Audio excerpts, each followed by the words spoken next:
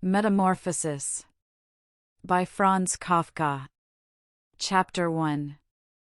One morning, when Gregor Samsa woke from troubled dreams, he found himself transformed in his bed into a horrible vermin. He lay on his armor-like back, and if he lifted his head a little he could see his brown belly, slightly domed and divided by arches into stiff sections. The bedding was hardly able to cover it and seemed ready to slide off any moment.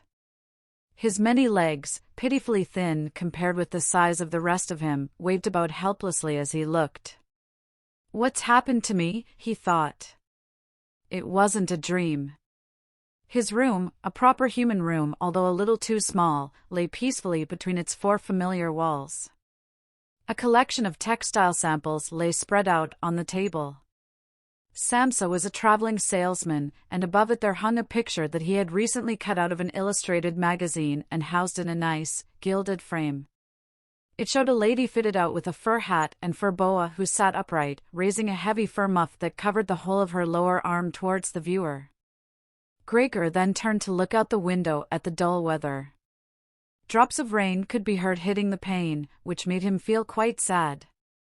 "How about if I sleep a little bit longer and forget all this nonsense," he thought, but that was something he was unable to do because he was used to sleeping on his right, and in his present state couldn't get into that position. However hard he threw himself onto his right, he always rolled back to where he was. He must have tried it 100 times, shut his eyes so that he wouldn't have to look at the floundering legs, and only stopped when he began to feel a mild, dull pain there that he had never felt before. "Oh, God," he thought, "what a strenuous career it is that I've chosen. Traveling day in and day out. Doing business like this takes much more effort than doing your own business at home, and on top of that there's the curse of traveling, worries about making train connections, bad and irregular food, contact with different people all the time so that you can never get to know anyone or become friendly with them. It can all go to hell." He felt a slight itch up on his belly, pushed himself slowly up on his back towards the headboard so that he could lift his head better, found where the itch was, and saw that it was covered with lots of little white spots which he didn't know what to make of, and when he tried to feel the place with one of his legs he drew it quickly back because as soon as he touched it he was overcome by a cold shudder. He slid back into his former position. "Getting up early all the time," he thought, "it makes you stupid. You've got to get enough sleep. Other traveling salesmen live a life of luxury. For instance, whenever I go back to the guest house during the morning to copy out the contract, these gentlemen are always still sitting there eating their breakfasts. I ought to just try that with my boss. I'd get kicked out on the spot. But who knows, maybe that would be the best thing for me. If I didn't have my parents to think about, I'd have given in my notice a long time ago. I'd have gone up to the boss and told him just what I think, tell him everything I would, let him know just what I feel. He'd fall right off his desk. And it's a funny sort of business to be sitting up there at your desk, talking down at your subordinates from up there, especially when you have to go right up close because the boss is hard of hearing. Well, there's still some hope. Once I've got the money together to pay off my parents' debt to him, another 5 or 6 years I suppose, that's definitely what I'll do. That's when I'll make the big change. First of all though, I've got to get up, my train leaves at 5. And he looked over at the alarm clock, ticking on the chest of drawers. God in heaven, he thought. It was 6:30 and the hands were quietly moving forwards. It was even later than 7:30, more like 7:15. Had the alarm clock not rung? He could see from the bed that it had been set for 4 o'clock as it should have been. It certainly must have rung. Yes, but was it possible to quietly sleep through that furniture rattling noise? True, he had not slept peacefully, but probably all the more deeply because of that. What should he do now? The next train went at 7, if he were to catch that. He would have to rush like mad, and the collection of samples was still not packed, and he did not at all feel particularly fresh and lively. And even if he did catch the train, he would not avoid his boss's anger as the office assistant. Would have been there to see the 5 o'clock train go, he would have put in his report about Gregor's not being there a long time ago. The office assistant was the boss's man, spineless, and with no understanding. What about if he reported sick? But that would be extremely strained and suspicious, as in 5 years of service, Gregor had never once yet been ill.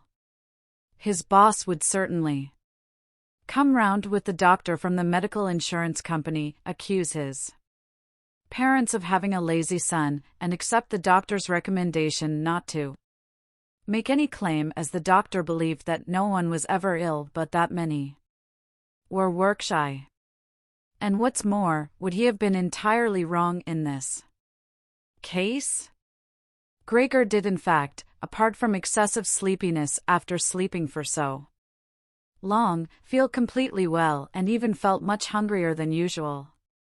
He was still hurriedly thinking all this through, unable to decide to get out of the bed, when the clock struck 7:15. There was a cautious knock at the door near his head. Gregor, somebody called. It was his mother. It's 7:15. Didn't you want to go somewhere? That gentle voice. Gregor was shocked when he heard his own voice answering. It could hardly be recognized as the voice he had had before. As if from deep inside him, there was a painful and uncontrollable squeaking mixed in with it. The words could be made out at first, but then there was a sort of echo which made them unclear, leaving the hearer unsure whether he had heard properly or not. Gregor had wanted to give a full answer and explain everything, but in the circumstances contented himself with saying, "Yes, Mother, yes, thank you.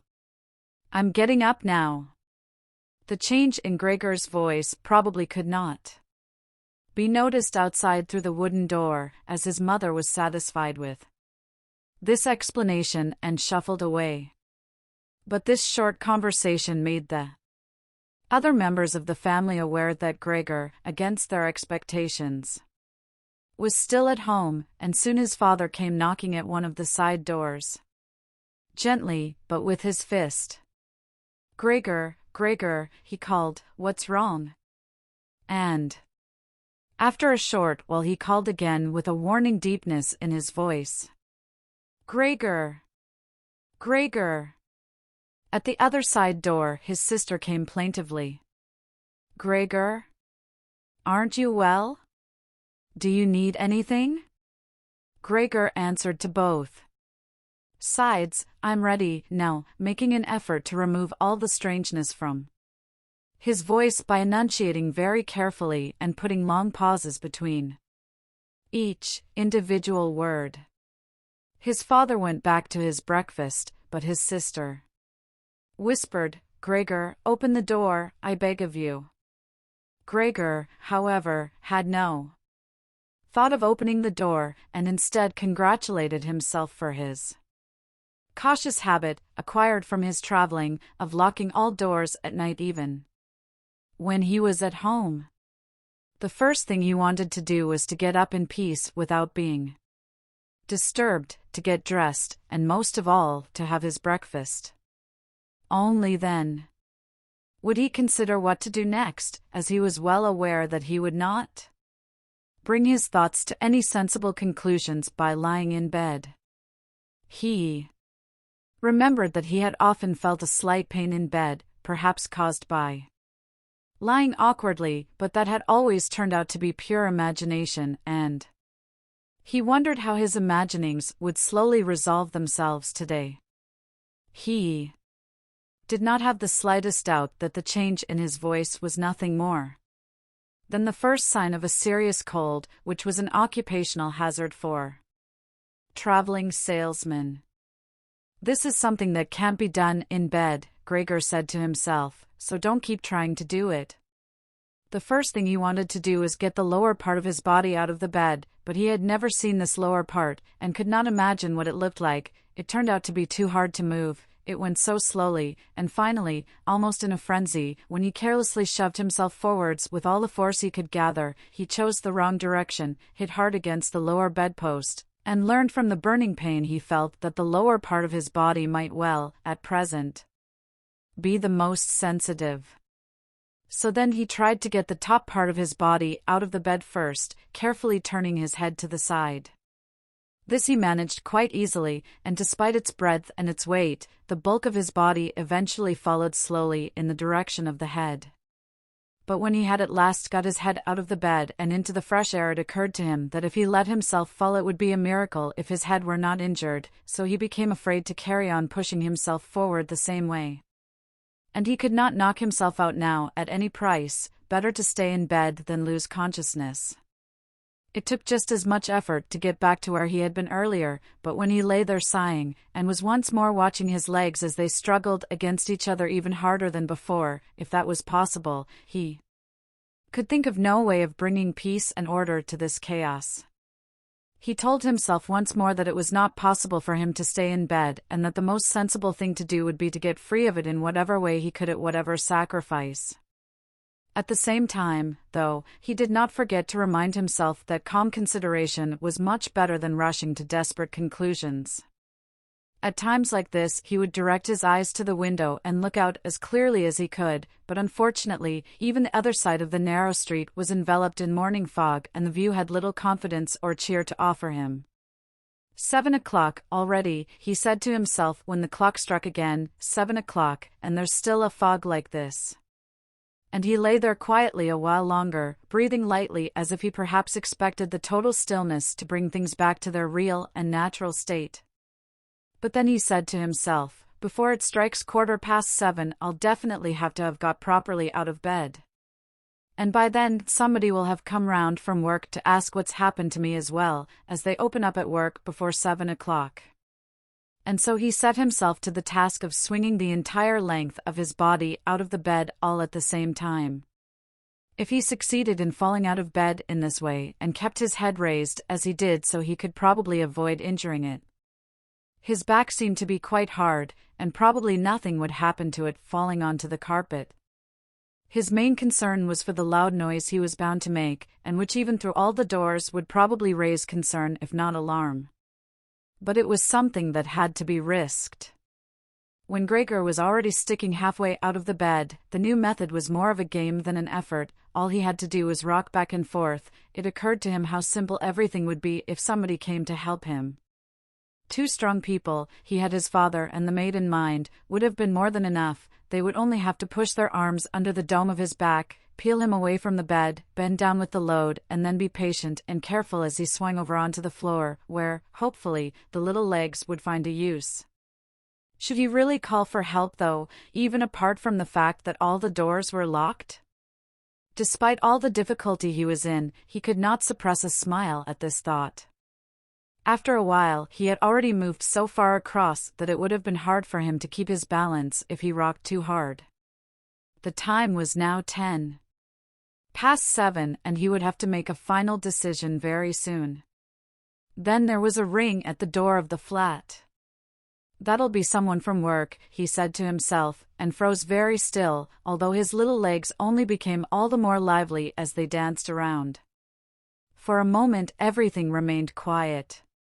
They're not opening the door, Gregor said to himself, caught in some nonsensical hope.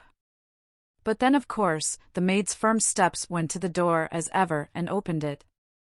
Gregor only needed to hear the visitor's first words of greeting and he knew who it was, the chief clerk himself. Why did Gregor have to be the only one condemned to work for a company where they immediately became highly suspicious at the slightest shortcoming? Were all employees, every one of them, louts? Was there not one of them who was faithful and devoted, who would go so mad with pangs of conscience that he couldn't get out of bed if he didn't spend at least a couple of hours in the morning on company business? Was it really not enough to let one of the trainees make inquiries, assuming inquiries were even necessary? Did the chief clerk have to come himself, and did they have to show the whole, innocent family that this was so suspicious that only the chief clerk could be trusted to have the wisdom to investigate it? And more because these thoughts had made him upset than through any proper decision, he swung himself with all his force out of the bed. There was a loud thump, but it wasn't really a loud noise. His fall was softened a little by the carpet, and Gregor's back was also more elastic than he had thought, which made the sound muffled and not too noticeable. He had not held his head carefully enough, though, and hit it as he fell. Annoyed and in pain, he turned it and rubbed it against the carpet.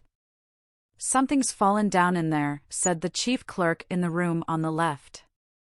Gregor tried to imagine whether something of the sort that had happened to him today could ever happen to the chief clerk too. You had to concede that it was possible. But as if in gruff reply to this question, the chief clerk's firm footsteps in his highly polished boots could now be heard in the adjoining room. From the room on his right, Gregor's sister whispered to him to let him know, "Gregor, the chief clerk is here." "Yes, I know," said Gregor to himself, but without daring to raise his voice loud enough for his sister to hear him. "Gregor," said his father now from the room to his left, "the chief clerk has come round and wants to know why you didn't leave on the early train. We don't know what to say to him. And anyway, he wants to speak to you. Personally. So please open up this door. I'm sure he'll be good enough to forgive the untidiness of your room." Then the chief clerk called, "Good morning, Mr. Samsa." "He isn't well," said his mother to the chief clerk, while his father continued to speak through the door. "He isn't well, please believe me. Why else would Gregor have missed a train? The lad only ever thinks about the business. It nearly makes me cross the way he never goes out in the evenings. He's been in town for a week now, but stayed home every evening. He sits with us in the kitchen and just reads the paper or studies train timetables. His idea of relaxation is working with his fretsaw. He's made a little frame, for instance. It only took him 2 or 3 evenings. You'll be amazed how nice it is. It's hanging up in his room. You'll see it as soon as Gregor opens the door. Anyway, I'm glad you're here. We wouldn't have been able to get Gregor to open the door by ourselves. He's so stubborn, and I'm sure he isn't well. He said this morning that he is, but he isn't." "I'll be there in a moment," said Gregor slowly and thoughtfully, but without moving so that he would not miss any word of the conversation. "Well, I can't think of any other way of explaining it, Mrs. Samsa," said the chief clerk. "I hope it's nothing serious. But on the other hand, I must say that if we people in commerce ever become slightly unwell, then, fortunately or unfortunately as you like, we simply have to overcome it because of business considerations." "Can the chief clerk come in to see you now then?" asked his father impatiently, knocking at the door again. "No," said Gregor. In the room on his right there followed a painful silence. In the room on his left his sister began to cry. So why did his sister not go and join the others? She had probably only just got up and had not even begun to get dressed. And why was she crying? Was it because he had not got up and had not let the chief clerk in, because he was in danger of losing his job, and if that happened his boss would once more pursue their parents with the same demands as before? There was no need to worry about things like that yet. Gregor was still there and had not the slightest intention of abandoning his family. For the time being he just lay there on the carpet, and no one who knew the condition he was in would seriously have expected him to let the chief clerk in. It was only a minor discourtesy, and a suitable excuse could easily be found for it later on. It was not something for which Gregor could be sacked on the spot. And it seemed to Gregor much more sensible to leave him now in peace instead of disturbing him with talking at him and crying. But the others didn't know what was happening. They were worried that would excuse their behavior. The chief clerk now raised his voice. "Mr. Samsa," he called to him, "what is wrong? You barricade yourself in your room, give us no more than yes or no for an answer. You are causing serious and unnecessary concern to your parents, and you fail, and I mention this just by the way, you fail to carry out your business duties in a way that is quite unheard of. I'm speaking here on behalf of your parents and of your employer, and really must request a clear and immediate explanation. I am astonished, quite astonished. I thought I knew you as a calm and sensible person, and now you suddenly seem to be showing off with peculiar whims. This morning, your employer did suggest a possible reason for your failure to appear. It's true, it had to do with the money that was recently entrusted to you, but I came near to giving him my word of honor that that could not be the right explanation. But now that I see your incomprehensible stubbornness, I no longer feel any wish whatsoever to intercede on your behalf. And nor is your position all that secure. I had originally intended to say all this to you in private, but since you caused me to waste my time here for no good reason, I don't see why your parents should not also learn of it. Your turnover has been very unsatisfactory of late. I grant you that it's not the time of year to do especially good business, we recognize that, but there simply is no time of year to do no business at all, Mr. Samsa. We cannot allow there to be. But sir, called Gregor, beside himself and forgetting all else in the excitement, I'll open up immediately, just a moment. I'm slightly unwell, an attack of dizziness, I haven't been able to get up. I'm still in bed now. I'm quite fresh again now, though. I'm just getting out of bed. Just a moment. Be patient. It's not quite as easy as I'd thought. I'm quite all right now, though. It's shocking what can suddenly happen to a person. I was quite all right last night, my parents know about it, perhaps better than me. I had a small symptom of it last night already.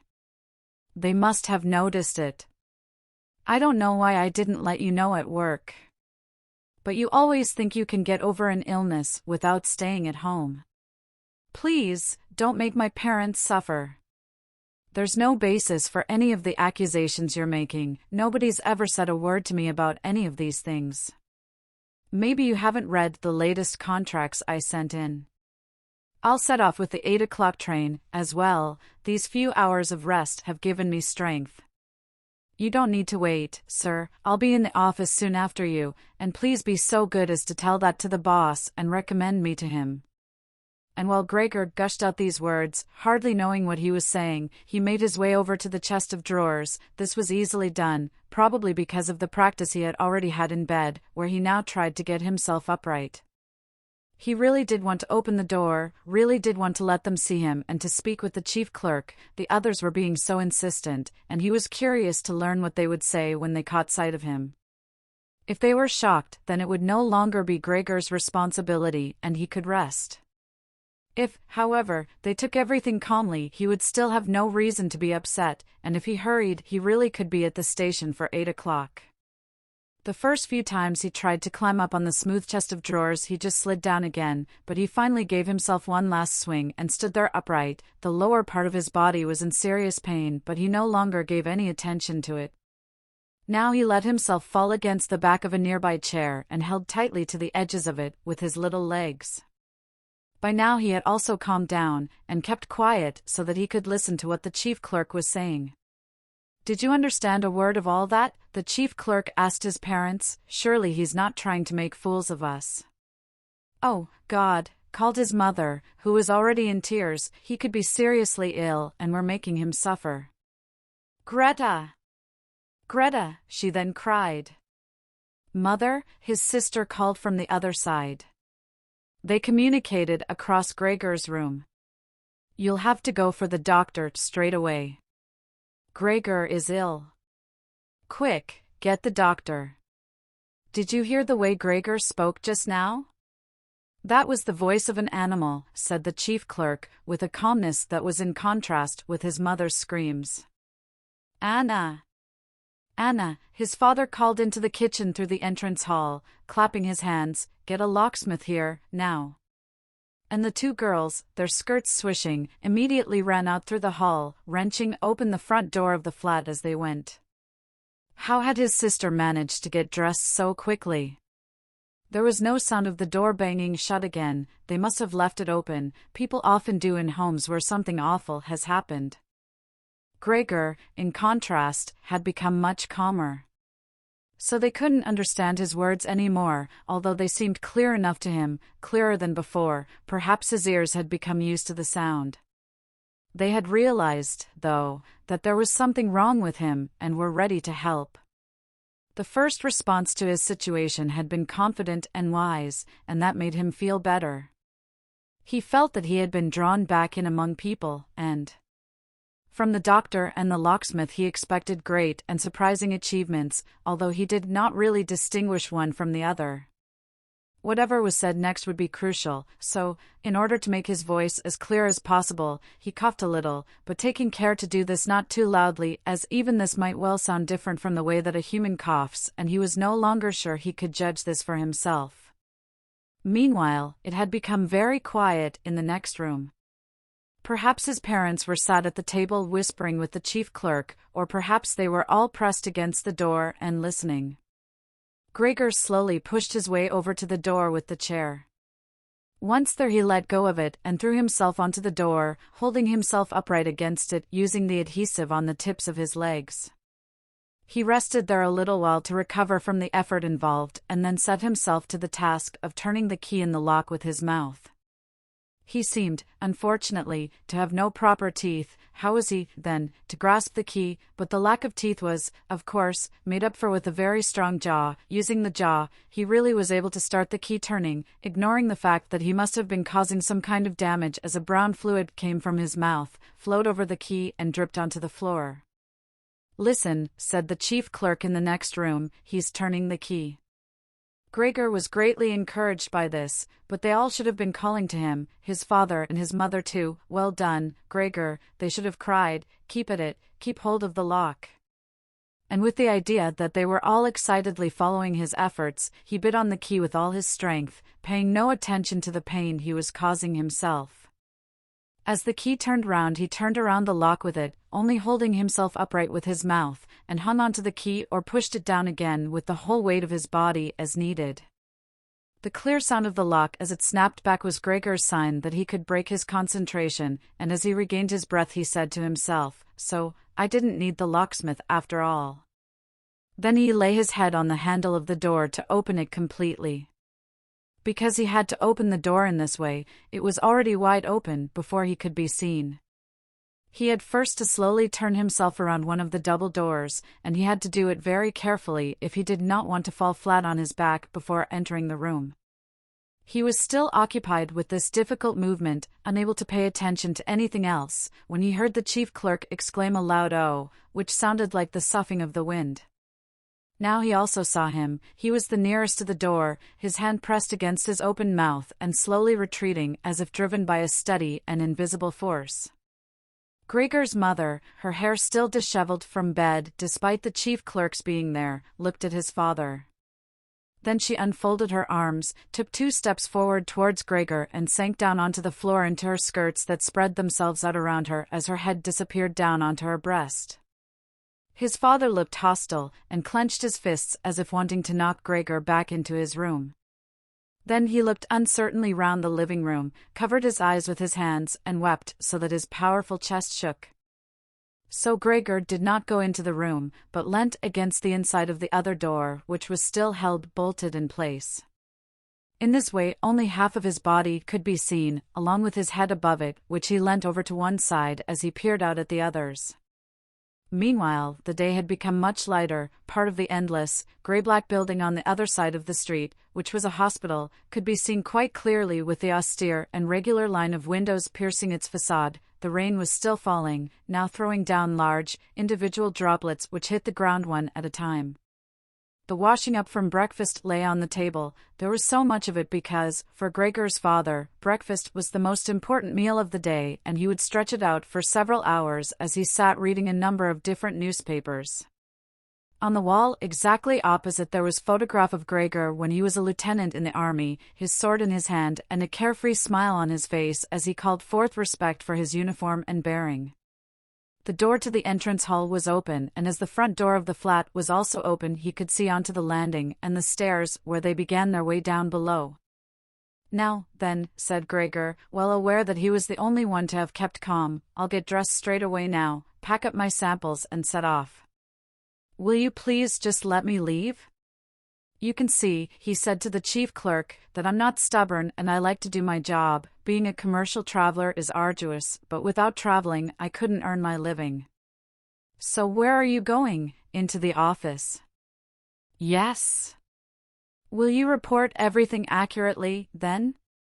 It's quite possible for someone to be temporarily unable to work, but that's just the right time to remember what's been achieved in the past and consider that later on, once the difficulty has been removed, he will certainly work with all the more diligence and concentration. You're well aware that I'm seriously in debt to our employer, as well as having to look after my parents and my sister, so that I'm trapped in a difficult situation, but I will work my way out of it again. Please don't make things any harder for me than they are already, and don't take sides against me at the office. I know that nobody likes the travelers. They think we earn an enormous wage as well as having a soft time of it. That's just prejudice, but they have no particular reason to think better of it.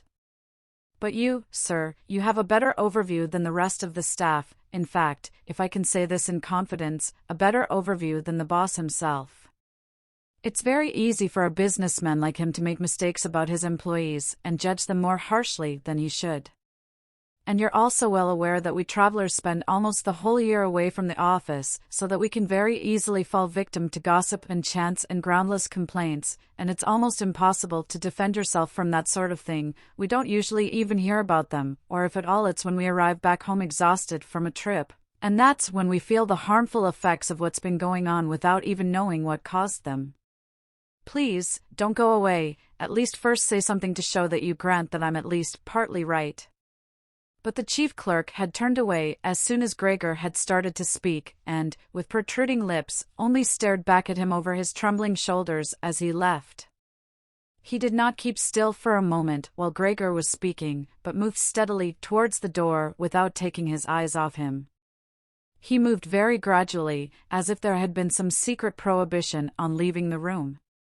It was only when he had reached the entrance hall that he made a sudden movement, drew his foot from the living room, and rushed forward in a panic. In the hall, he stretched his right hand far out towards the stairway, as if out there were some supernatural force waiting to save him. Gregor realized that it was out of the question to let the chief clerk go away in this mood if his position in the firm was not to be put into extreme danger. That was something his parents did not understand very well. Over the years, they had become convinced that this job would provide for Gregor for his entire life, and besides, they had so much to worry about at present that they had lost sight of any thought for the future. Gregor, though, did think about the future. The chief clerk had to be held back, calmed down, convinced, and finally won over. The future of Gregor and his family depended on it. If only his sister were here. She was clever, she was already in tears while Gregor was still lying peacefully on his back. And the chief clerk was a lover of women, surely she could persuade him. She would close the front door in the entrance hall and talk him out of his shocked state. But his sister was not there. Gregor would have to do the job himself. And without considering that he still was not familiar with how well he could move about in his present state, or that his speech still might not, or probably would not, be understood, he let go of the door, pushed himself through the opening, tried to reach the chief clerk on the landing who, ridiculously, was holding on to the banister with both hands, but Gregor fell immediately over and, with a little scream as he sought something to hold on to, landed on his numerous little legs. Hardly had that happened then, for the first time that day, he began to feel all right with his body. The little legs had the solid ground under them, to his pleasure. They did exactly as he told them. They were even making the effort to carry him where he wanted to go, and he was soon believing that all his sorrows would soon be finally at an end. He held back the urge to move, but swayed from side to side as he crouched there on the floor. His mother was not far away in front of him and seemed, at first, quite engrossed in herself. But then she suddenly jumped up with her arms outstretched and her fingers spread, shouting, "Help, for pity's sake, help." The way she held her head suggested she wanted to see Gregor better, but the unthinking way she was hurrying backwards showed that she did not. She had forgotten that the table was behind her with all the breakfast things on it. When she reached the table she sat quickly down on it, without knowing what she was doing, without even seeming to notice that the coffee pot had been knocked over and a gush of coffee was pouring down onto the carpet. "Mother, mother," said Gregor gently, looking up at her. He had completely forgotten the chief clerk for the moment, but could not help himself snapping in the air with his jaws at the sight of the flow of coffee. That set his mother screaming anew. She fled from the table and into the arms of his father as he rushed towards her.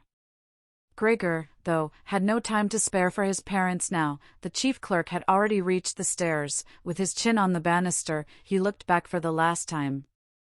Gregor made a run for him. He wanted to be sure of reaching him. The chief clerk must have expected something, as he leapt down several steps at once and disappeared, his shouts resounding all around the staircase.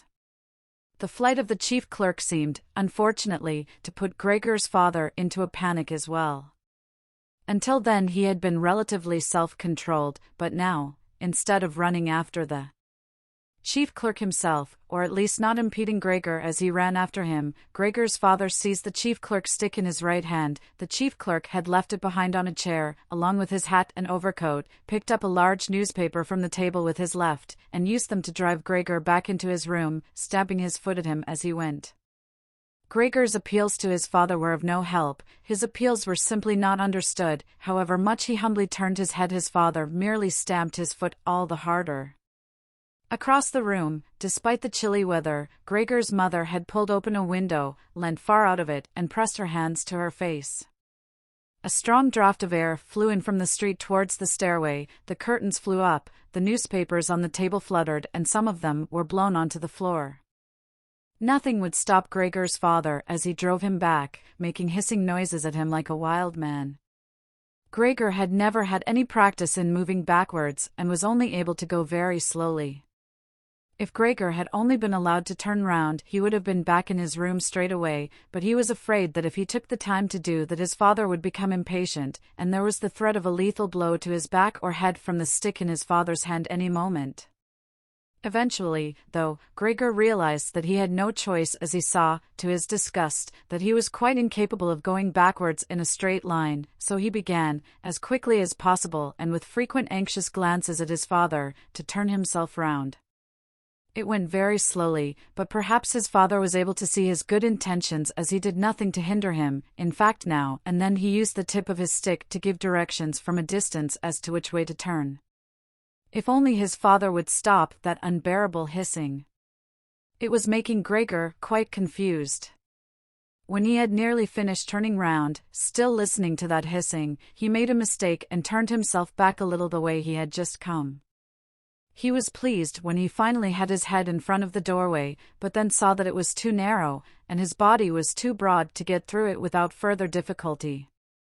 In his present mood, it obviously did not occur to his father to open the other of the double doors so that Gregor would have enough space to get through. He was merely fixed on the idea that Gregor should be got back into his room as quickly as possible. Nor would he ever have allowed Gregor the time to get himself upright as preparation for getting through the doorway.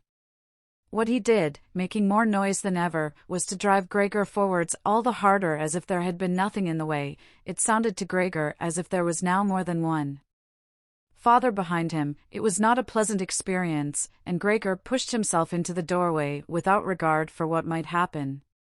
One side of his body lifted itself, he lay at an angle in the doorway, one flank scraped on the white door and was painfully injured, leaving vile brown flecks on it. Soon he was stuck fast and would not have been able to move it all by himself. The little legs along one side hung quivering in the air while those on the other side were pressed painfully against the ground.